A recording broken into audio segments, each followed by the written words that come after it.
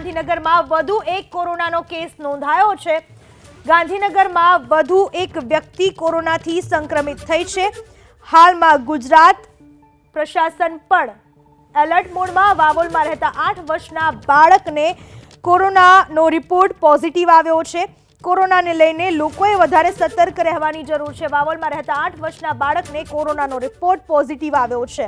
આ વિશે વધુ માહિતી આપવા આપણી સાથે જોડાઈ ચૂક્યા છે મારા સંવાદદાતા વિપુલ બાલદા। જી વિપુલ, જે પ્રકારે દક્ષિણ ભારતના પ્રવાસે ગયેલા ટૂરમાં કેટલાક લોકોના રિપોર્ટ જે હતા તે 2 દિવસ અગાઉ પોઝિટિવ આવ્યા હતા। 2 મહિલાઓના રિપોર્ટ પોઝિટિવ આવ્યા બાદ તંત્ર દ્વારા સતર્કતા રાખીને કોન્ટેક્ટ ટ્રેસિંગ હાથ ધરવામાં આવ્યું હતું, જેમાં ગઈકાલે પણ એક 57 વર્ષીય પુરુષ પણ પોઝિટિવ આવ્યા હતા। જ્યારે આજે કોન્ટેક્ટ ટ્રેસિંગની જે કાર્યવાહી છે હજુ પણ ચાલુ છે। 40 જેટલા લોકોના કોન્ટેક્ટ ટ્રેસિંગ કરવામાં આવ્યા છે અને તેમના રિપોર્ટ કરવામાં આવ્યા છે। તેમાંથી આજે વાવોલમાં રહેતા 8 વર્ષીય બાળક પણ કોરોના પોઝિટિવ આવ્યો છે। તેને હાલ હોમ આઇસોલેશનમાં સારવાર આપવામાં આવી રહી છે, પરંતુ જે પ્રકારે હાલ કોરોનાના કેસો સામે આવી રહ્યા છે તેને લઈને સતર્કતા રાખવી ખૂબ જ જરૂરી છે। રાજ્ય સરકાર દ્વારા પણ આ બાબતે કહેવામાં આવ્યું છે કે ડરવાની જરૂર નથી, પરંતુ સતર્કતા જરૂરી છે અને તેને લઈને તમામ લોકોએ જો તેમને લાગે તો જાતે કોરોનાના ટેસ્ટ કરાવવા પણ જરૂરી છે।